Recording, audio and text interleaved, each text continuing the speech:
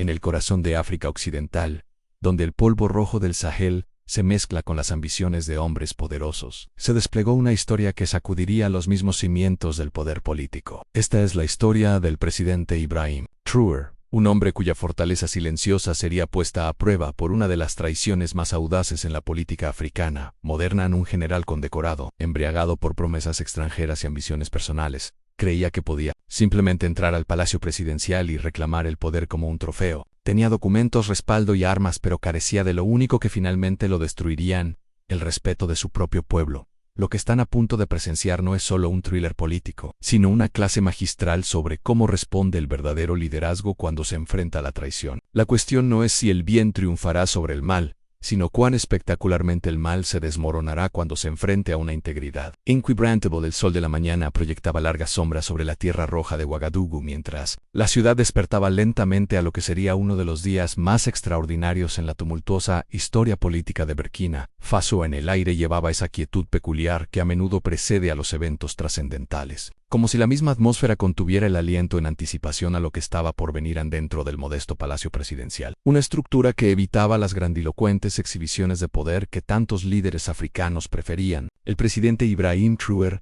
se sentaba en su oficina espartana, rodeado de libros en lugar de oro, mapas en lugar de retratos suyos. Con 34 años, era uno de los jefes de Estado más jóvenes del continente, pero sus ojos cargaban el peso de alguien que había visto mucho más de lo que sus años deberían permitir. La dura luz fluorescente parpadeaba intermitente, proyectando sombras danzantes sobre la carta manuscrita que sostenía. Una carta que pronto demostraría ser la primera ficha de dominó en una cadena de eventos, que expondría la podredumbre dentro de su propio ejército. En la carta, escrita con la caligrafía cuidadosa de alguien acostumbrado al secreto, detallaba una serie de reuniones clandestinas ocurridas durante la última semana: adjuntos extranjeros, oficiales militares y maletines misteriosos intercambiándose en plena noche. Mientras Traoré leía y releía el informe de inteligencia, su rostro permanecía imperturbable, pero su mente corría a través de posibilidades, conexiones y la inevitable confrontación que se acercaba como una tormenta en el horizonte. En su ritual matutino de té amargo y silencio contemplativo fue interrumpido por el sonido de botas pesadas sobre el mármol. La ironía no se le escapaba. Aquí estaba un hombre que había llegado al poder a través de su propio pasado militar, enfrentando ahora una posible traición desde la misma institución que lo había formado. El golpe en la puerta llegó puntualmente a las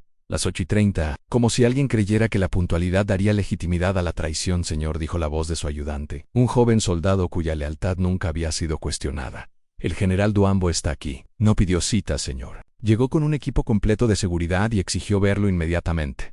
Traoré dejó su taza de té con cuidado deliberado. El pequeño sonido cerámico resonó en la habitación silenciosa como un disparo. Había esperado este momento exactamente 48 horas, desde que un mensaje cifrado llegó por canales que eludían las comunicaciones militares normales. El mensaje había sido breve, pero escalofriante movimiento detectado. El general Douambo había sostenido 3 reuniones a puerta cerrada con adjuntos franceses en la última semana, solicitando autorización urgente para investigar en lugar de entrar en pánico, en lugar de convocar reuniones de seguridad de emergencia o alertar a los aliados internacionales. Traoré había hecho algo que habría sorprendido a cualquiera que no lo conociera de verdad. Había sonreído. No era la sonrisa de alguien ingenuo ante el peligro que enfrentaba, sino la sonrisa de quien comprende que, en el juego del poder, la paciencia suele ser el arma más devastadora.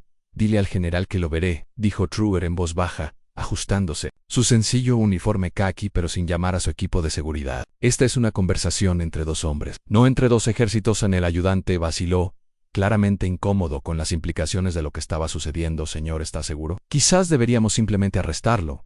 Traoré repitió, con autoridad, tranquila, la misma que lo había hecho, amado por su pueblo y temido por sus enemigos. Dile al general que lo veré. Asegúrate de que el equipo de grabación en mi oficina funcione correctamente. Quizás queramos recordar cada palabra de lo que está a punto de decirse. Minutos después, la puerta de la oficina se abrió para admitir al general Madou Douamba, un hombre cuya sola presencia parecía exigir atención y respeto. A sus 52 años, Douamba era un vestigio de una era anterior de liderazgo militar africano alto, imponente, con un pecho lleno de medallas que reflejaban la luz a cada movimiento. Su uniforme estaba perfectamente planchado, sus botas pulidas hasta el brillo de un espejo, y su porte irradiaba la confianza de alguien a quien nunca se le había negado nada que realmente deseara. Pero había algo diferente en él ese día, algo que Truor notó de inmediato. Detrás del aire arrogante y la entrada teatral, había una tensión en sus hombros y un leve temblor en sus manos, que sugerían que este enfrentamiento era tanto una prueba de su propia determinación como un intento de intimidar al presidente, señor. ¿Presidente?, dijo Duamba con el tono formal del protocolo militar, pero carente del respeto que dicho protocolo suele exigir. Estoy aquí por asuntos oficiales, asuntos que no pueden esperar las habituales cortesías diplomáticas. Truer hizo un gesto hacia la silla frente a su escritorio, pero permaneció de pie. Por favor, general, tome asiento. Hay mucho que discutir. Me imagino. Duamba también permaneció de pie, y de su maletín sacó una carpeta manila gruesa que dejó caer sobre el escritorio con teatralidad. El sonido del papel resonó en la sala como el golpe de un mazo judicial. Estoy aquí para relevarlo de sus funciones como presidente de Burkina Faso. Con efecto inmediato, anunció Duamba, su voz ganando fuerza mientras pronunciaba las palabras que claramente había ensayado. El Consejo Militar ha perdido la confianza en su liderazgo, y hemos determinado que un gobierno de transición es necesario para la estabilidad de nuestra nación.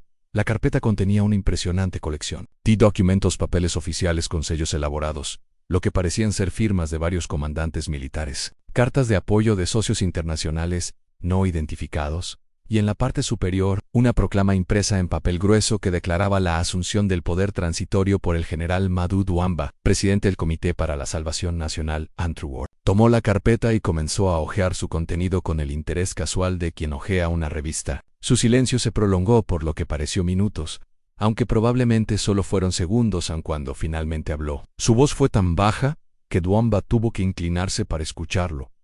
¿Sabe usted a qué sabe la dignidad, general? La pregunta fue tan inesperada que Duamba parpadeó confundido. La dignidad. Truer repitió, sin levantar la vista de los papeles. Es un sabor que la mayoría de la gente nunca experimenta. Sabe a silencio. No al silencio de la cobardía, sino al silencio que precede al trueno. Al silencio de un hombre que sabe que la verdad es más poderosa que cualquier documento que puedas falsificar. La confianza de Duamba vaciló por un instante, antes de reafirmarse con renovada agresividad.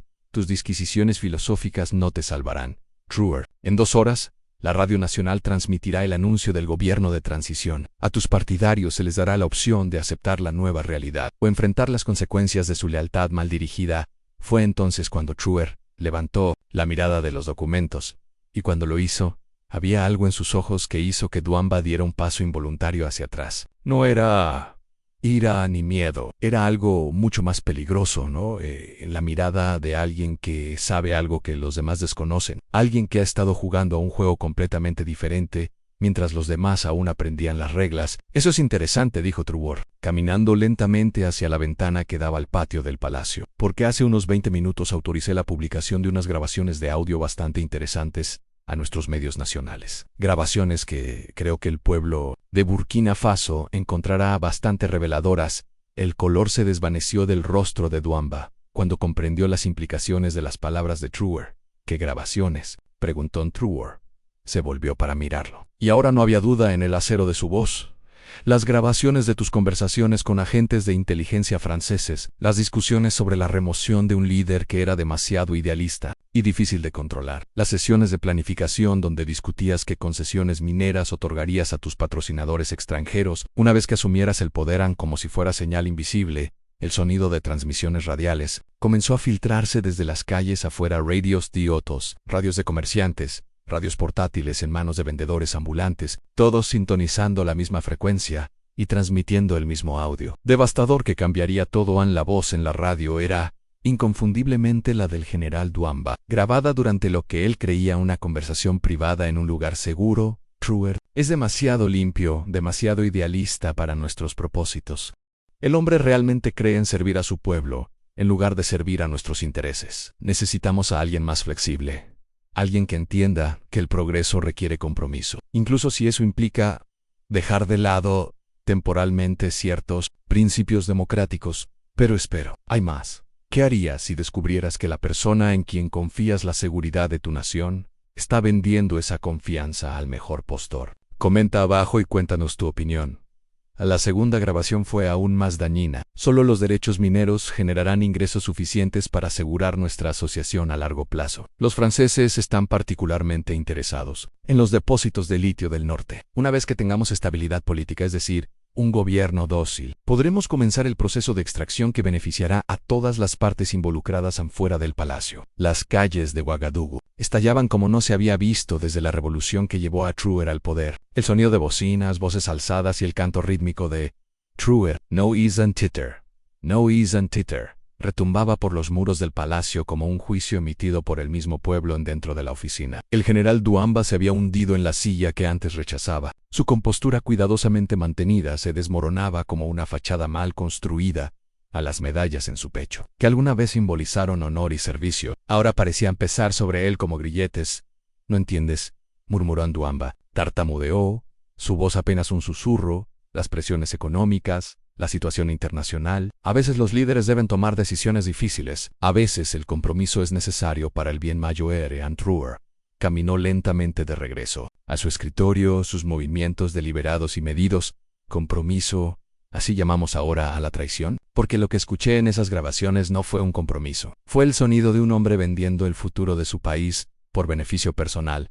El presidente tomó el teléfono sobre su escritorio y marcó un número que Douamba reconoció. La línea directa con la policía militar. Aquí el presidente Truer. Por favor, envíen 2 oficiales a mi oficina inmediatamente. Tenemos una situación que requiere atención urgente mientras esperaban la llegada de la policía militar. Truer continuó hablando, su voz ganando fuerza con cada palabra. Entraste a esta oficina pensando que eras intocable, creyendo que el poder era algo que simplemente podías tomar porque tenías las conexiones adecuadas y los documentos correctos, pero cometiste un error fundamental. General, olvidaste que en una democracia el poder no pertenece al más fuerte ni al más conectado, sino al pueblo. El sonido de pasos acercándose por el pasillo anunció la llegada de la policía militar. Pero Truer aún no había terminado. Pensaste que podrías humillarme, destituirme como si fuera un obstáculo a eliminar, pero en cambio te has humillado a ti mismo frente a toda la nación. Te has expuesto como exactamente el tipo de líder contra el que nuestro pueblo luchó tan arduamente. Para sacar del poder, la puerta se abrió para admitir a 2 oficiales de la policía militar. Sus rostros severos y profesionales claramente habían escuchado las transmisiones radiales y sus expresiones mostraban que comprendían la gravedad de la situación a la que llegaban. A los oficiales avanzaron y Truer declaró formalmente: el general Douamba está bajo arresto por conspiración contra el Estado, traición y colaboración con potencias extranjeras contra los intereses de Burkina Faso. Por favor, escóltenlo fuera de este edificio y aseguren que sea procesado conforme a la ley militar. Al hacer clic, esposas alrededor de las muñecas de Douamba. El general que había entrado a la oficina con tanta confianza apenas 30 minutos antes, ahora aparecía como lo que realmente era: un hombre quebrado, cuyas ambiciones superaron su carácter, cuya codicia venció su patriotismo. Pero el verdadero drama apenas comenzaba aún fuera del palacio. La noticia se había propagado más rápido que un incendio forestal a través de las abarrotadas calles de Ouagadougou. Los vendedores del mercado cerraron sus puestos, los oficinistas abandonaron sus escritorios y los estudiantes salieron en masa de las aulas. Llegaron a pie, en motocicletas, en autos y autobuses abarrotados, todos convergiendo hacia el palacio presidencial para presenciar lo que muchos describirían luego como un momento de catarsis nacional. A la multitud reunida era como nada que la ciudad hubiera visto en memoria reciente. Mujeres ancianas que recordaban la era colonial, jóvenes que crecieron en años de inestabilidad política, niños que solo conocían la promesa de un futuro mejor bajo el liderazgo de Truer. Venían de todos los barrios, de todas las clases sociales, de todos los grupos étnicos, unidos por la comprensión compartida de que estaban siendo testigos de algo histórico. Cuando las puertas del palacio se abrieron y el general Douamba emergió flanqueado por los oficiales de policía militar, la reacción de la multitud fue inmediata y visceral. Era el hombre que había intentado robarles su voz, que estuvo dispuesto a vender sus recursos a potencias extranjeras por beneficio personal, la visión del esposado, con la cabeza baja por la vergüenza, su arrogancia reemplazada por la marcha cansina de un hombre derrotado, envió una ola de vindicación a las masas reunidas. Una anciana, encorvada por la edad pero con la voz firme y llena de justa indignación, dio un paso adelante desde la multitud. Vergüenza. Ella gritó sus palabras, cortando el aire como una cuchilla. Vergüenza para ustedes por intentar vender el futuro de nuestros hijos. Otros se unieron al clamor y pronto toda la multitud coreaba al unísono, sus voces creando un rugido atronador que parecía sacudir los mismos cimientos del palacio. Pero quizás el momento más poderoso llegó cuando un niño pequeño, Nomea, de 8 o 9 años, se soltó del brazo de su madre y corrió hacia el convoy policial. En sus pequeñas manos llevaba un cartel hecho apresuradamente que decía, en letras cuidadosamente impresas: no otra vez. Nunca más. En la sencillez del mensaje, la inocencia del mensajero, parecían encapsular todo lo que sentía la multitud en cuando el vehículo policial que transportaba a Duamba desapareció entre el laberinto de calles de la ciudad. La multitud no se dispersó. En cambio, comenzaron a celebrar. Músicos callejeros aparecieron como de la nada, sus tambores e instrumentos tradicionales, creando un ritmo que parecía latir al compás del corazón de la nación. A los vendedores comenzaron a repartir comida y agua gratuitamente, entendiendo que aquel no era un día para lucrar, sino para la comunidad. La celebración continuó hasta entrada la noche.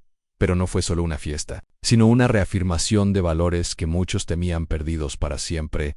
Personas que nunca se habían hablado antes comenzaron a compartir historias sobre lo que ese momento significaba para ellos, en niños que habían crecido escuchando relatos de golpes de Estado y tomas militares. Ahora tenían una historia diferente que contar, la historia de cómo la democracia se defendió, no con violencia, sino con la verdad. Dentro del palacio, Truer observaba la celebración desde la ventana de su oficina, pero su expresión era más reflexiva que triunfante. Entendía que esa victoria, por satisfactoria que fuera, representaba más que la derrota de un general corrupto. Era un mensaje para cualquiera que estuviera contemplando traiciones similares, una demostración de que el pueblo de Burkina Faso ya no estaba dispuesto a ser un observador pasivo de su propio gobierno. Su teléfono sonó constantemente durante la noche, llamadas de líderes internacionales, felicitándolo por su manejo de la crisis, de periodistas, buscando entrevistas exclusivas de otros presidentes africanos que querían entender cómo había convertido un posible desastre en una victoria decisiva. Pero la llamada que más significó para él fue la de una maestra en una aldea rural, a cientos de kilómetros de la capital. Señor presidente, dijo, con la voz entrecortada por la mala conexión, mis alumnos quieren que sepa que hoy escucharon la radio, que entienden lo que pasó y que están orgullosos de ser ciudadanos de Burkina Faso. Fue un recordatorio de que la verdadera medida de los eventos de ese día no se encontraría en los titulares de los periódicos ni en los cables diplomáticos internacionales, sino en los corazones y mentes de las personas comunes que habían sido recordadas de que sus voces importaban, que sus líderes podían rendir cuentas, y que la justicia no siempre requería violencia para prevalecer. A la mañana siguiente trajo un tipo diferente de ajuste de cuentas. El general Duamba, sentado en un centro de detención militar, fue despollado de su rango y con decoraciones en una ceremonia transmitida en vivo por la televisión nacional. Las medallas que alguna vez simbolizaron su servicio y autoridad fueron retiradas una por una, cada retirada acompañada de la lectura de los cargos específicos en su contra. Pero quizás más devastador que la pérdida de su rango fue la revelación de cuán profundamente su conspiración había sido penetrada por los servicios de inteligencia de Truer. En esa noche, en un discurso nacional, el presidente reveló que la investigación sobre las actividades de Duamba había estado en curso durante meses, que cada reunión con agentes extranjeros había sido monitoreada, cada comunicación interceptada, los documentos fueron catalogados y permitimos que el general Duamba creyera que su conspiración era secreta. Explicó Truer a la nación. No porque fuéramos débiles, sino porque queríamos entender la magnitud completa de la amenaza que enfrentábamos. Queríamos identificar no solo al líder de esta conspiración, sino a cada persona dispuesta a participar, a cada potencia extranjera que estuviera dispuesta a apoyarla, a cada institución que se prestara a ser corrompida por ella. Las revelaciones que siguieron dibujaron un panorama de corrupción que iba mucho más allá de un general ambicioso en cuentas bancarias en países extranjeros, compras de bienes raíces que excedían con creces cualquier salario militar legítimo, comunicaciones con servicios de inteligencia de múltiples países, y, quizás lo más dañino, pruebas de que Duamba había estado preparando la concesión de derechos para la extracción de minerales a empresas extranjeras a cambio de su apoyo a su golpe de Estado. Pero incluso cuando se reveló el alcance total de la conspiración, la respuesta de Truer se mantuvo mesurada y centrada en el futuro. Más que en la venganza, los conspiradores enfrentarían la justicia a través del sistema legal. Pero no habría purgas masivas, ni una reestructuración total del ejército, ni un descenso al tipo de autoritarismo paranoico que había caracterizado a tantos gobiernos africanos, enfrentando desafíos similares. En cambio, el presidente anunció una serie de reformas diseñadas para fortalecer las instituciones democráticas y prevenir futuras conspiraciones. Los oficiales militares tendrían que someterse a entrenamientos regulares sobre ética, y aplicarían con mayor rigor los requisitos de declaración financiera, y la comunicación con funcionarios extranjeros estaría sujeta a mayor supervisión y transparencia. Más importante aún, el presidente anunció la creación de un nuevo programa de educación cívica obligatorio para todos los ciudadanos, desde escolares hasta funcionarios gubernamentales.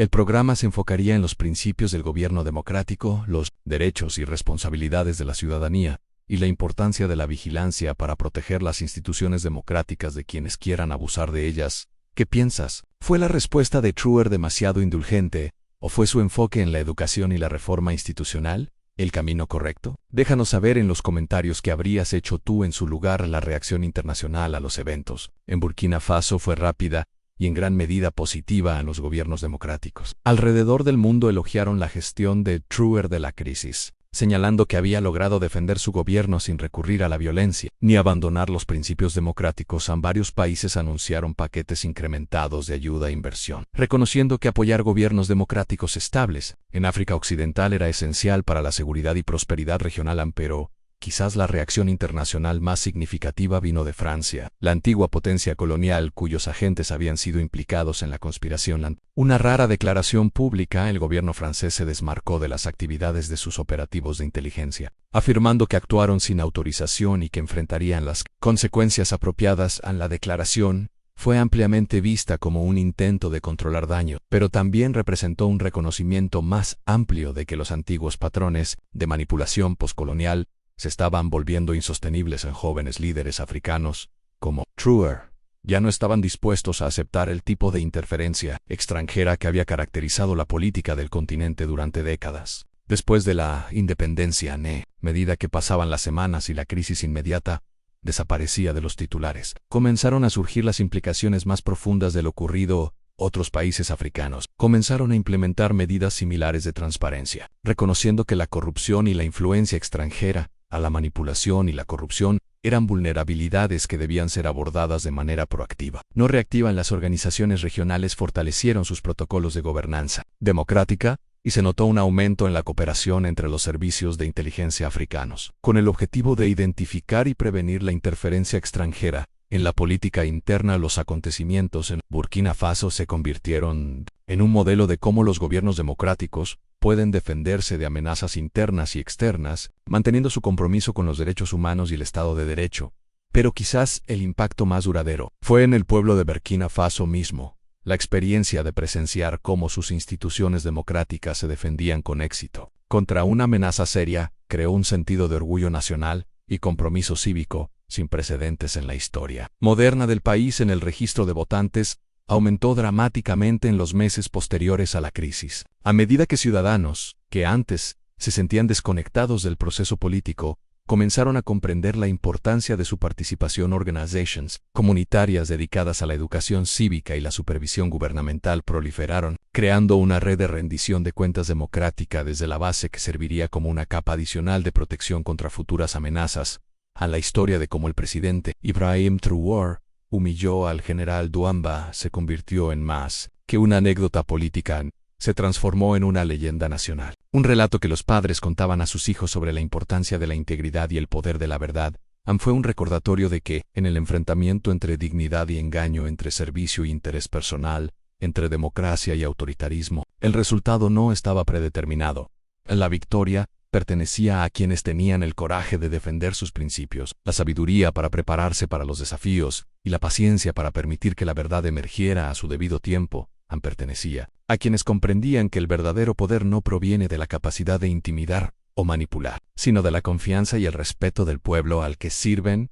Mientras el sol se ponía sobre Ouagadougou aquel día histórico, proyectando largas sombras sobre el patio del palacio donde los ciudadanos seguían celebrando hasta entrada la noche. El mensaje era claro: la democracia, cuando se defiende con inteligencia e integridad, es más fuerte que cualquier conspiración, más poderosa que cualquier interferencia extranjera, y más duradera que las ambiciones de cualquier líder individual. El general creyó ser invencible, pero aprendió por las malas que, al final, la voz del pueblo siempre será más fuerte que cualquier acuerdo a puerta cerrada, cualquier promesa extranjera o cualquier medalla en el pecho de un hombre corrupto.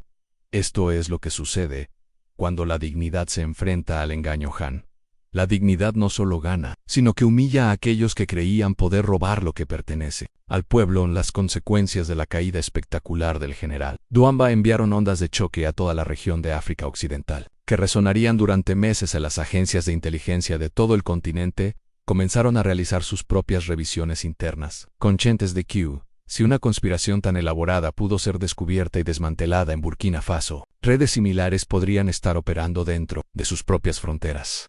El método por el cual Truer permitió que la conspiración se desarrollara plenamente antes y el método sorprendente que Truer empleó se convirtió en un estudio de caso en la guerra de inteligencia, demostrando que, a veces, la defensa más efectiva es permitir que tus enemigos se rebelen por completo antes de actuar contra ellos 3 días después del arresto de Douamba. Mientras los investigadores continuaban desentrañando la magnitud total de la conspiración, emergió una segunda ola de revelaciones que resultaron aún más dañinas para quienes habían apoyado el fallido intento de golpe, ocultos dentro de las comunicaciones encriptadas, interceptadas durante los meses previos. Se encontraron registros financieros detallados que mostraban una red de corrupción que iba mucho más allá de una simple conspiración militar, alcanzando los más altos niveles de negocios internacionales y diplomacia. A los registros revelaron que los manejadores de Douamba le habían prometido no solo poder político, sino también una riqueza personal que lo habría convertido en uno de los hombres más ricos de África Occidental. Se habían abierto cuentas bancarias suizas a su nombre. Propiedades de lujo en capitales europeas habían sido compradas como casas seguras para su eventual exilio. Y lo más impactante, se había desarrollado un plan detallado para la explotación sistemática de los recursos naturales de Burkina Faso, que habría generado miles de millones en ganancias para corporaciones extranjeras, dejando al pueblo burkinés con nada más que devastación ambiental. El presidente Truer, revisando estos documentos en su oficina mientras el sol de la mañana atravesaba las ventanas que habían sido testigos de tanta historia durante la última semana, sintió una mezcla de satisfacción y repulsión. La satisfacción venía de saber que su enfoque paciente les había permitido descubrir no solo la amenaza inmediata, sino toda la red que la apoyaba. La repulsión de ver en blanco y negro hasta qué punto algunas personas estaban dispuestas a vender a su propio país por beneficio personal. Pero lo que más le impactó fue una serie de perfiles psicológicos preparados por servicios de inteligencia extranjeros, que analizaban su personalidad y estilo de liderazgo con precisión clínica. Los documentos revelaron que sus enemigos lo habían estudiado durante años, identificando lo que creían eran sus debilidades y vulnerabilidades.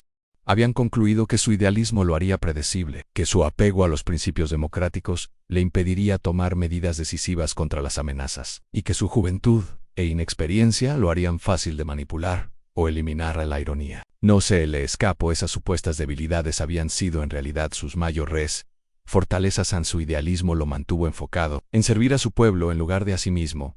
Su apego a los principios democráticos le aseguró mantener la autoridad moral necesaria para exponer la conspiración.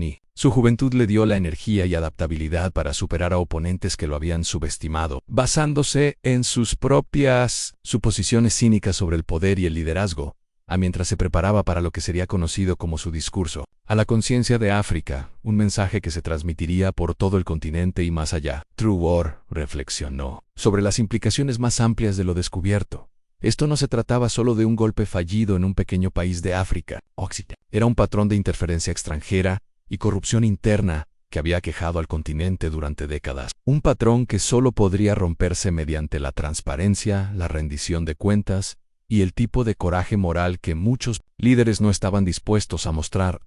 El salón principal del Palacio Presidencial había sido convertido en un estudio de televisión para la ocasión, con cámaras posicionadas para captar no solo las palabras del presidente, sino también los elementos simbólicos que lo rodeaban. La bandera de Burkina Faso, los retratos de los héroes de la independencia del país, y, lo más importante, una colección de artefactos tradicionales que representaban las profundas raíces culturales que ninguna manipulación extranjera podría romper.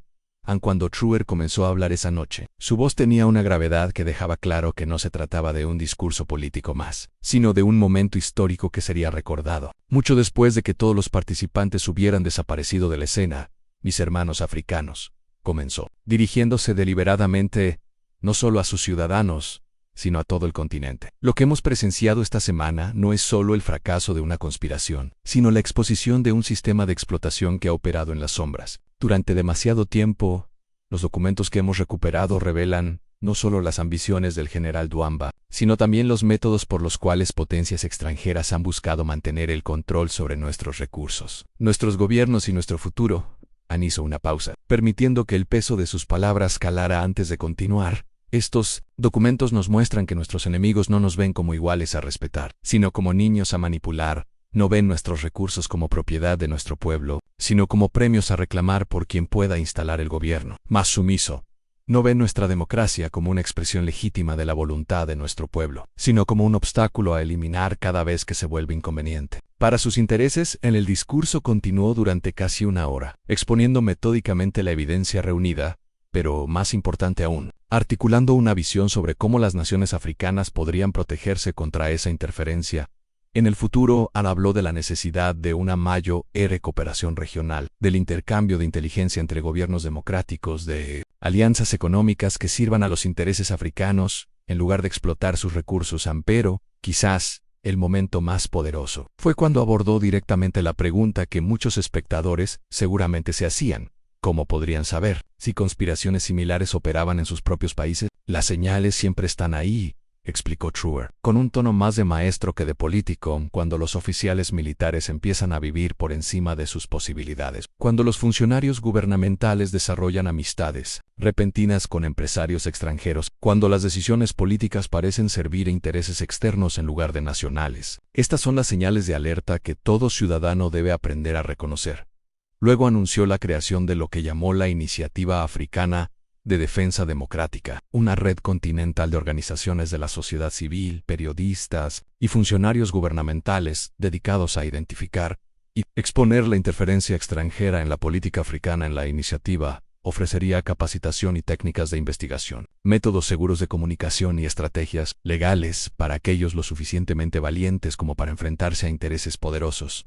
Entonces, ¿cuál es tu opinión? ¿Crees que las naciones africanas pueden realmente liberarse de décadas de manipulación extranjera, o las fuerzas externas son demasiado poderosas? Comparte tus pensamientos en los comentarios. Queremos saber qué piensas sobre este despertar continental.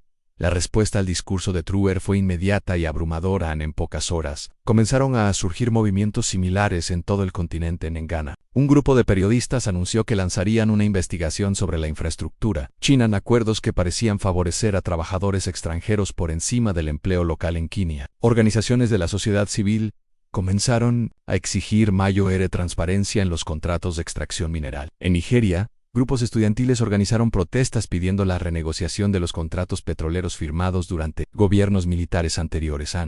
Pero la respuesta más significativa vino de una fuente inesperada: el propio general Duamba. Desde su celda, el desacreditado ex líder militar accedió a cooperar plenamente con los investigadores, aparentemente al darse cuenta de que sus manejadores extranjeros lo habían abandonado en cuanto su utilidad terminó. Sus confesiones detalladas llenarían eventualmente más de 1000 páginas, proporcionando una visión interna sobre cómo los servicios de inteligencia extranjeros reclutaban y manejaban a sus activos africanos. En las confesiones revelaron un mundo de manipulación psicológica, donde oficiales militares ambiciosos eran comprometidos gradualmente mediante una combinación de halagos, incentivos financieros y coincidencias cuidadosamente planificadas que les hacían sentir que eran los arquitectos de su propio ascenso al poder. Duamba describió cómo inicialmente fue abordado a través de contactos sociales aparentemente inocentes, una invitación a cenar de un agregado cultural, un encuentro casual en una conferencia internacional, una oferta para proveer servicios de consultoría a empresas extranjeras interesadas en mercados africanos. Cada interacción estaba diseñada para generar confianza y dependencia, mientras se recopilaba inteligencia sobre su personalidad, ambiciones, miedos y debilidades. Cuando se dio cuenta de que estaba siendo manipulado, ya estaba tan comprometido que sentía no tener otra opción que continuar cooperando con los planes cada vez más ambiciosos de sus manejadores. El perfil psicológico que emergió de estas confesiones fue el de un hombre que se había convencido a sí mismo de estar sirviendo a los intereses de su país, aun cuando lo traicionaban sus manejadores. Eran expertos en proporcionar justificaciones para cada paso de la conspiración, presentando el golpe eventual como una intervención necesaria para salvar a Burkina Faso del caos de la gobernanza democrática, y la inexperiencia de su joven presidente a lo más escalofriante fue la descripción que Duamba hizo de la celebración que sus contactos extranjeros habían planeado para el día siguiente al éxito del golpe. Un hotel de lujo en París reservado para lo que eufemísticamente denominaban una conferencia de gobierno transitorio, donde los asesores extranjeros, que nunca habían puesto un pie en Burkina Faso, delinearían las políticas del nuevo gobierno y ya habrían dividido los recursos del país entre sus patrocinadores corporativos. La revelación de estos planes provocó una nueva ola de indignación en Burkina Faso y más allá. La idea de que potencias extranjeras estuvieran tan confiadas en su éxito que ya habían planeado. La celebración de su títere en la instalación del gobierno fue vista como el insulto máximo a la soberanía y dignidad africanas. El presidente Truer revistó estas confesiones en su oficina.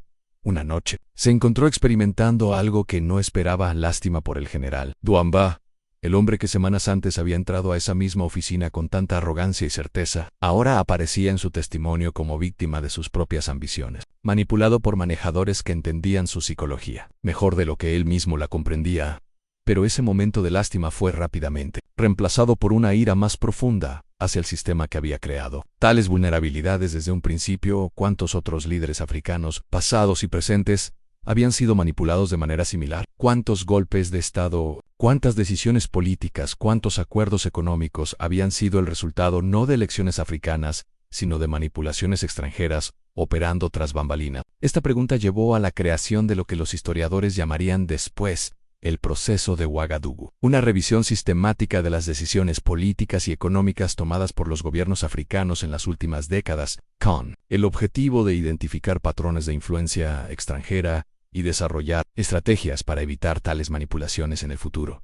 El proceso comenzó con la propia historia de Burkina Faso, examinando cada decisión política importante tomada, desde la independencia para determinar cuáles habían servido a intereses nacionales genuinos y cuáles habían beneficiado principalmente a potencias extranjeras. Los resultados fueron desalentadores. Emergió un patrón claro de políticas económicas que favorecían consistentemente a compañías extranjeras de extracción por encima del desarrollo local, acuerdos militares que servían a intereses estratégicos extranjeros más que a las necesidades de seguridad nacional, y alianzas políticas que aislaban a los países africanos de sus vecinos, mientras los vinculaban más estrechamente a antiguas potencias coloniales. Pero el proceso de Ouagadougou no se trataba solo de identificar errores pasados, sino de crear un marco para tomar mejores decisiones en el futuro. Equipos y economistas, politólogos y analistas de políticas trabajaron para desarrollar lo que llamaron evaluaciones de impacto sobre la soberanía, análisis detallados que serían obligatorios para cualquier decisión política midiendo no solo costos y beneficios económicos, sino también las implicaciones a largo plazo para la independencia nacional y la autodeterminación. La primera prueba importante de este nuevo marco llegó antes de lo esperado, solo 2 meses después del arresto del general Duamba. Un consorcio de empresas mineras internacionales se acercó al gobierno de Burkina Faso con una oferta que era exactamente lo que el país necesitaba: una inversión multimillonaria en extracción de litio que crearía miles de empleos y generaría ingresos sustanciales para el gobierno. Gobiernos anteriores podrían haber saltado ante tal oportunidad, especialmente dadas las necesidades de desarrollo del país y la presión internacional para atraer inversión extranjera, pero el nuevo proceso de evaluación de impacto sobre la soberanía reveló paralelos preocupantes con los acuerdos que habían sido planeados como parte de la conspiración de Duamba. El contrato propuesto habría otorgado a las empresas extranjeras un control extenso no solo sobre los sitios mineros, sino también sobre la infraestructura circundante, incluyendo carreteras, generación de energía, e incluso estructuras de gobierno local. Las promesas de empleo, aunque impresionantes en números absolutos, estaban fuertemente sesgadas hacia especialistas técnicos extranjeros, relegando a los trabajadores locales a empleos de baja cualificación. A los puestos ofrecidos requerían poca capacitación y pocas oportunidades de formación. Lo más preocupante de todo, las evaluaciones de impacto ambiental y social proporcionadas por las empresas habían sido elaboradas por firmas consultoras con antecedentes documentados de subestimar los costos a largo plazo de los proyectos de extracción, particularmente en contextos africanos donde la supervisión regulatoria es tradicionalmente débil. Tras meses de análisis cuidadoso y consultas públicas, un proceso que en sí mismo enviaba un mensaje sobre los nuevos estándares de transparencia que regirían tales decisiones, el gobierno de Burkina Faso anunció su decisión de rechazar el contrato propuesto en favor de un enfoque completamente distinto. En lugar de vender los derechos de extracción a empresas extranjeras, el gobierno desarrollaría los yacimientos de litio mediante una combinación de empresas estatales y asociaciones con otros países africanos con experiencia en el procesamiento de minerales. El proyecto tardaría más en implementarse y requeriría una mayor inversión inicial, por parte del gobierno, pero aseguraría que los beneficios de los recursos naturales del país permanecieran en manos africanas. En el anuncio causó conmoción en los círculos empresariales internacionales, donde fue visto como un precedente peligroso que podría extenderse a otros países africanos ricos en recursos. Las páginas editoriales de importantes periódicos occidentales advirtieron sobre los riesgos del nacionalismo de recursos y la posible reducción de la inversión extranjera en todo el continente. Pero la respuesta de los africanos comunes fue abrumadoramente positiva. Por fin había evidencia de que las lecciones de la conspiración de Duamba se estaban aplicando de manera práctica, que el compromiso con la soberanía y la autodeterminación era más que simple retórica política. Piensa en esto por un momento. Si estuvieras a cargo de un país rico en recursos, ¿elegirías las ganancias rápidas de acuerdos extranjeros o el camino más largo y difícil de desarrollar esos recursos por ti mismo? ¿Cuál sería tu decisión y en qué la basarías? Cuéntanos en los comentarios qué factores influirían en tu elección. El éxito del nuevo enfoque de Burkina Faso comenzó a atraer la atención de otros líderes africanos que enfrentaban decisiones similares sobre la extracción de recursos y la inversión extranjera. Una serie de cumbres y conferencias reunió a funcionarios gubernamentales, líderes de la sociedad civil y expertos académicos para compartir experiencias y desarrollar estrategias comunes para proteger los intereses africanos, sin dejar de participar en la economía global. Estas reuniones revelaron que las técnicas de manipulación usadas contra el general Duamba estaban lejos de ser únicas en patrones similares de reclutamiento, compromiso y control.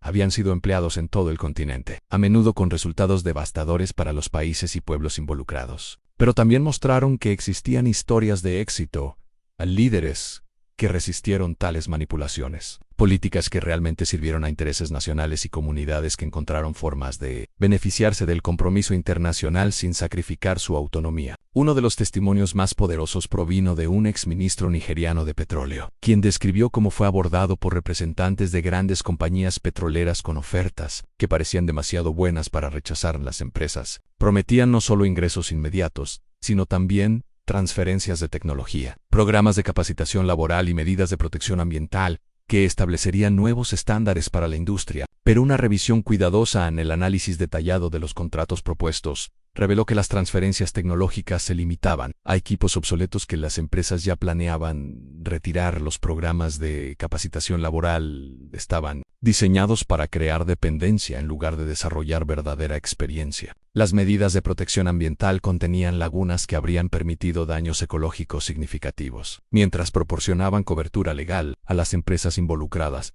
A la decisión del ministro de rechazar estas ofertas y negociar un acuerdo más equitativo fue inicialmente criticada por observadores internacionales como miope y económicamente ingenua. Pero, con el tiempo, a medida que otros países que aceptaron acuerdos similares enfrentaron las consecuencias ambientales y económicas que el gobierno nigeriano evitó, su decisión fue vista cada vez más como un ejemplo del tipo de pensamiento a largo plazo que el liderazgo africano requería. Estas historias de resistencia y éxito ofrecieron tanto inspiración como guía práctica para otros líderes. Enfrentando presiones similares, demostraron que era posible mantener relaciones positivas con socios internacionales, mientras se protegían los intereses nacionales, que el desarrollo económico no requería renunciar a la soberanía, y que los costos a corto plazo de rechazar acuerdos explotadores se veían ampliamente compensados por los beneficios a largo plazo de mantener el control sobre los recursos y procesos de toma de decisiones nacionales. La red que surgió de estos intercambios